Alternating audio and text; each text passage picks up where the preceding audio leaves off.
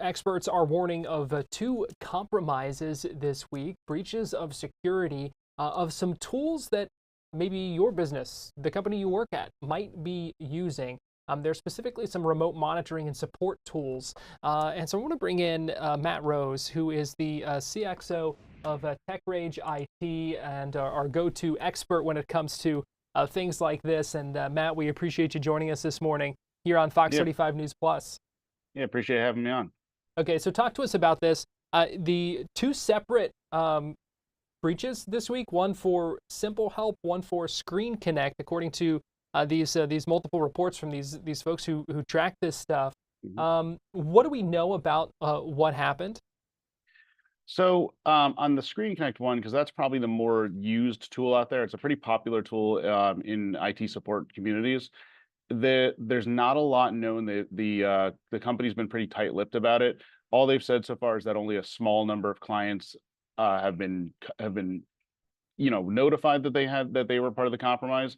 But what's so far shown is that the compromise occurred late, like in November of 2024, and it was only discovered in the last few days. Um, which kind of goes to underscore how long somebody can live in these environments without necessarily, doing anything or really being detected, which is kind of scary.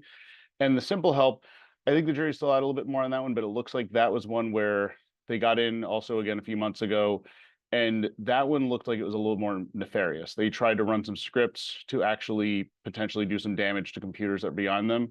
And to give a quick kind of idea about these tools are meant to make IT companies, IT staff have an easier time remoting in. If you work at a company and somebody remotes in to check on your computer, usually via one of these tools that are kind of, for the most part, usually always connected, if you will.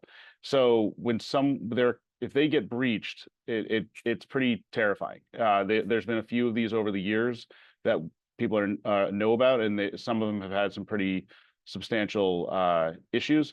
But it's kind of the same thing as someone having full access to your computer. Yeah, So when these happen, they're a big deal. yeah, that's what I was going to say. I mean, it seems like the risks of something like this are pretty major because, like you said, it's basically like you're sitting in front of my computer with my keyboard and my mouse. Yeah, and it's not even just that. It's that, again, the balance here, and it's kind of I'm careful to say because we run a company where we rely on tools like this. The balance is that it helps us support your IT person, support you as your business, making sure your computer is running. They can run scripts to make sure, like, temporary files, things like you're running efficiently, but they don't necessarily even have to be on your computer. Like, they can run things in the back end that happen, and that's the almost more terrifying thing is, maybe they're trying to spy on what you're doing, but it's almost more that potentially could pull logs and things like that if they really wanted to do something really nefarious. In the ConnectWise one, the weird thing is that the reports are that it was a nation state actor. And I don't think I've seen any reports that there was ransomware deployed or anything of that nature, which is kind of interesting. And I think that's, all the ConnectWise has said is that a large security firm in Mandiant is looking into it and that they're kind of going through their security. So they're rightly so being, tight-lipped. But I think a lot of people have a lot of questions as to what exactly did they do in there for the past 7 months. When you say in a nation state actor, I mean, you're talking potentially a government backed, Yeah. kind of hacking entity or something here that is looking to do this. I think that is kind of, can be eye opening in some ways to hear and think about governments being involved in activities like this for whatever reason. Yeah, and I mean, I think there's always been, again, we've always said, well, like, we're not gonna talk politics here, but there's enough kind of always worry, and you hear this and that about. So, but yeah, there's definitely there. I mean, there's no doubt that there are nations out there that obviously go to war, but then there's cyber kind of warfare as well as physical.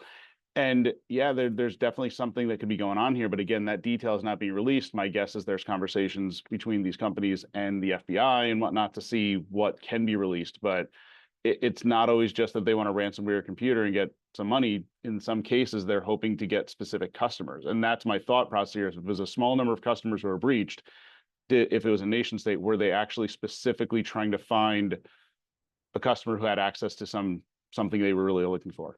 And as you said, it had really been in the system for a while. Is there any way that that would show up, or is it really possible to completely kind of fly under the radar for months?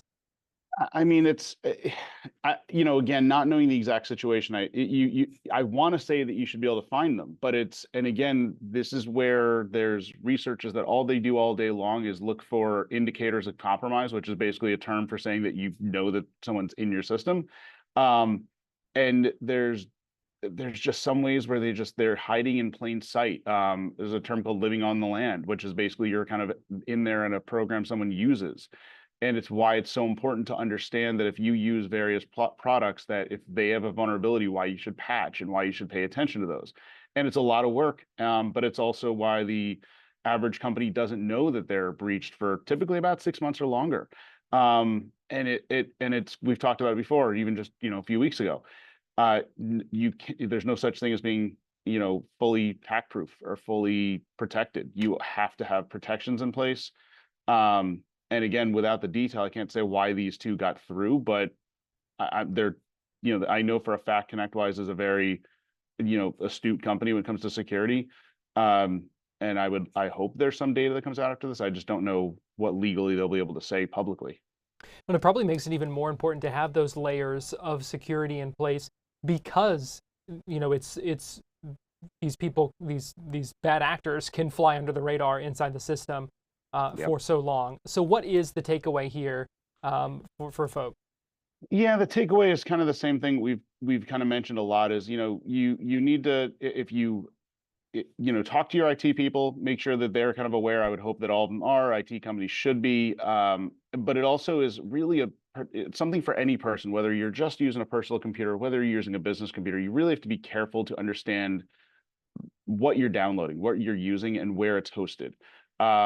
Just to quickly say on the ConnectWise side, there's a thing called self-hosted and there's cloud-hosted. So some people in IT companies actually have a server in their office where they're running this tool, which is great, good and bad, because you're your own protection, but maybe you're not going to have some of the other ones happen.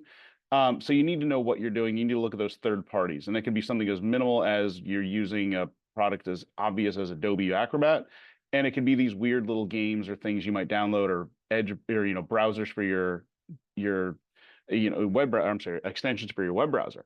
So you just have to really think that just clicking and downloading and checking with IT, is this safe, are critically important things to do. And your company should really understand what you're using from a third party standpoint.